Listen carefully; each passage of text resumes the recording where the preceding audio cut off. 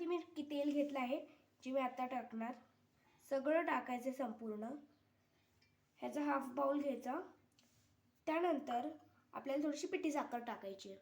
पाऊण वाटी पिठी साखर घेतली आहे, जी मी ह्याच्यात असं टाकणार आहे. 1 वाटी मैद्यासाठी पाऊण वाटी पिठी साखर घ्यावी. आता हा 1 वाटी मैदा आहे, चाळून मी आता घेतला आहे. झालं. तर हे आता मी अशा प्रकारे मिक्स करणार आहे तिन्हीचं.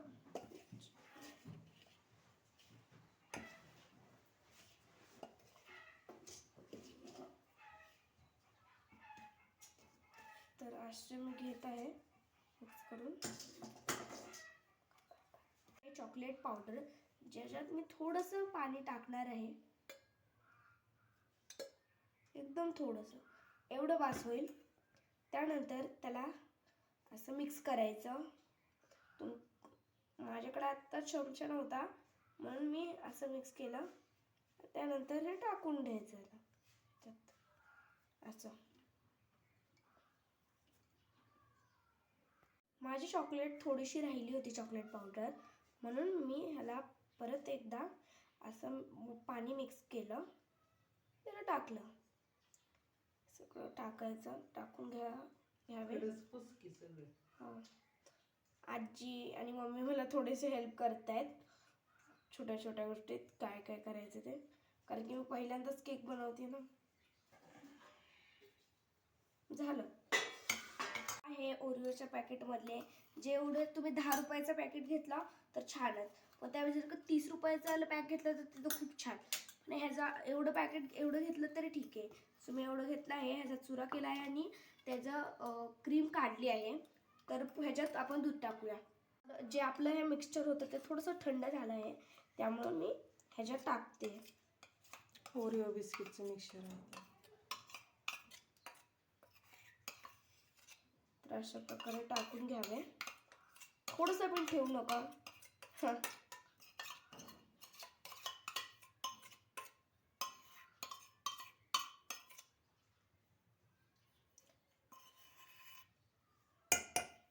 तर ते झालं की आपल्याला थोडंसं हे पहिलं मिक्स करून घ्यावे. त्यानंतर थोडंसं दूध टाकायचं. थोडंसं करून मी थोडं करून टाकते आणि थोडं करूनच टाकायचं.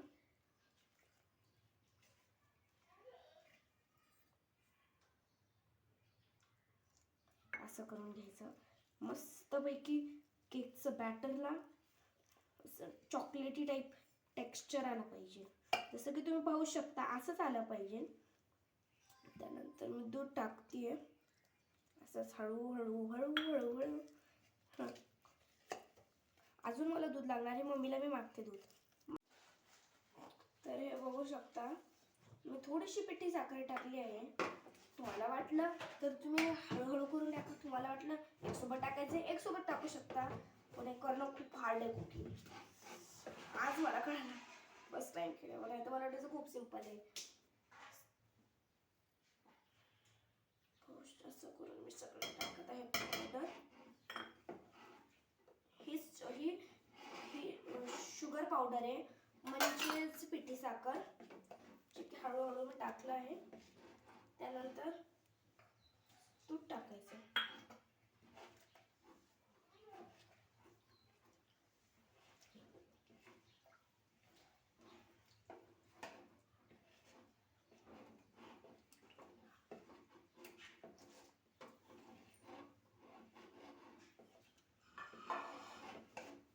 तो मी हळूहळू करून हे दूध टाकत आहे. असं करायचं, थोडं करून दूध टाकायचं.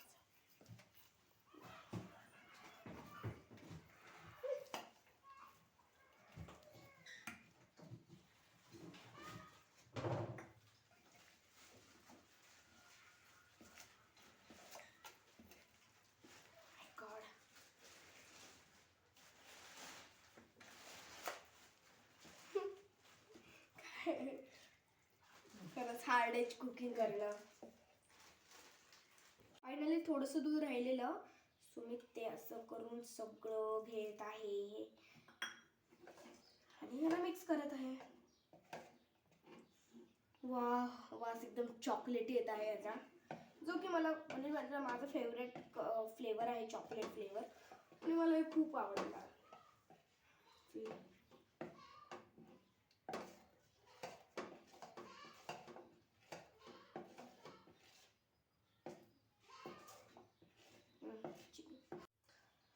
सो काय झालं, माझ्याकडे इसेन्स नव्हतं कारण की आम्ही गावाकडे आहोत, तर त्यामुळे मला विलायची पावडर, मी म्हटलं आजीला मला विलायची पावडर विलायची देतात का, मी विलायची करायला.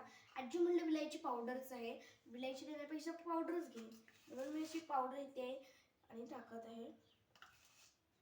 टाकायचं थोडंसं, जास्त पण नाही टाकायचं, थोडंसं टाकायचं आणि झालं. हे पण तुम्ही वापरू शकता किंवा जर इसेन्स असलं तर ते पण छान होईल. आणि तुम्ही इसेन्स व्हॅनिला किंवा वापरू शकता, नाहीतर चॉकलेट फ्लेवर, बाकी कोणतं नका वापरू, नाही तर चांगली टेस्ट नाही ना. ते झाल्यावर असं टाकते मी दूध.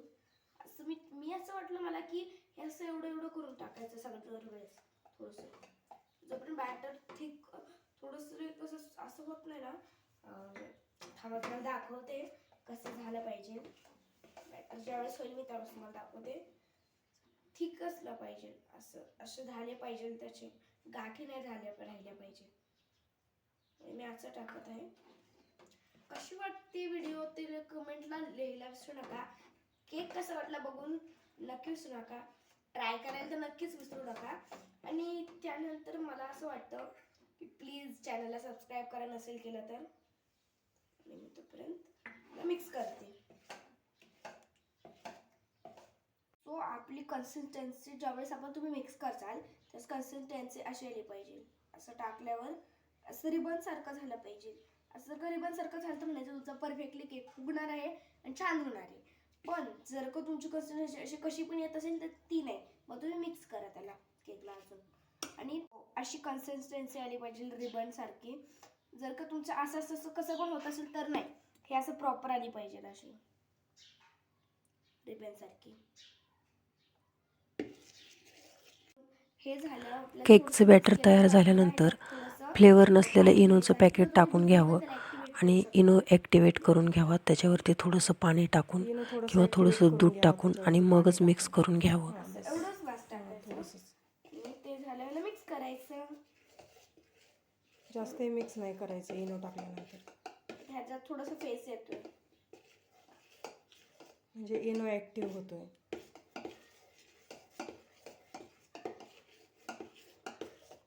मी असं मैदा थोडासा घेतला आणि सगळं नाही वापरायचं.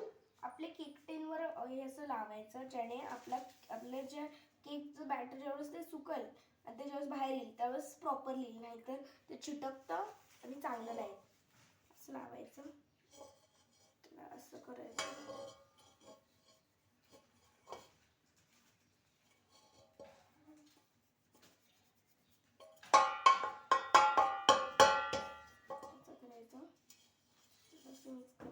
ते झाल्यावर माझा केक जो मिक्स झाला आहे त्यानंतर मी तर ही जी कढाई आहे म्हणजे कुकरचा कुकर आहे, तो हे असं गरम करायला ठेवा. त्यानंतर आपल्याला हा जो बाउल आहे हे ठेवायचा. मला नाही जमणार म्हणून मी माझ्या मम्मीला ठेवायला लावणार. प्रीहीट करण्यासाठी ठेवलेला आहे हा कुकर. अर्धा तास केक जो आहे तो बेक होण्यासाठी ठेवून द्यावा. गॅसची फ्लेम लो मिडियम ठेवावी. प्रीहीट करून घ्यावा. सो जे आहे आपलं बॅटर ते हळूहळू करून हे जे राहिलेलं दूध आहे त्याच्यात टाकून घ्यावे. तर दाखवते मी कारण काय, आपल्याला जास्त क्वांटिटीमध्ये करायचं आहे हे, त्यामुळे. तर हे आता शिजलं आहे, तुम्ही पाहू शकता. त्यानंतर ह्याला आपल्या केकवर टाकायचं, जे की मी आता तुम्हाला दाखवते. तर मला ते टाकता येत नव्हतं म्हणून माझ्या मम्मीने मला हेल्प केली. ठीक आहे, तसं गरम आपल्या केकवर टाकायचं.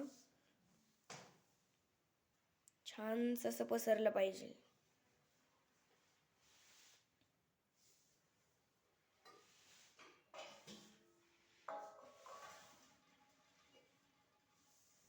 मी त्याला लावला आहे चॉकलेटची क्रीम आणि हे झालं आहे तयार. असा केक आपला झाला आहे. मी 2 तास त्याला फ्रीजमध्ये ठेवला आहे. त्यानंतर त्याला काढल्यानंतर त्याच्यावर असे डेकोरेट करायला हे बॉल्स आणले आहेत. हे तुम्ही शूट्सचे बॉल आहेत, तुम्ही हे वापरू शकता. हे एकदम खूप स्वस्त आहे, 5 रुपयामध्ये भेटतं. आणि त्यानंतर मी असं हळूहळू करून ह्याला सजावट झाल्यावर मी अजून एक बॉल इथे ठेवत आहे. आणि त्यानंतर जर का जागा भेटली तिथे कुठे ठेवा, नाही भेटली आपण इथे ठेवूया मध्ये. आणि त्यानंतर इथे बघू आपण, हे 2 स्पेस राहिलेत, याच्यात मी हे इथे ठेवते. छानसा केक आपला रेडी आहे. फोटो काढे कसं चांगलं. सो आज आहे व्हॅलेंटाईन्स डे, बट 1 मार्चला आप्पांचा पण बर्थडे आहे आणि 1 एप्रिलला आजींचा पण. बट मी त्या दोन्ही दिवशी अवेलेबल मी नाही आहे, कारण की आम्ही चाललो आहोत आमच्या घरी आणि इथे नाही राहू शकत. त्यामुळे मला असं वाटलं की व्हॅलेंटाईन्स डे पण आहे आणि आप्पांचा बर्थडे पण आणि आजींचा पण बर्थडे काही दिवसांनी.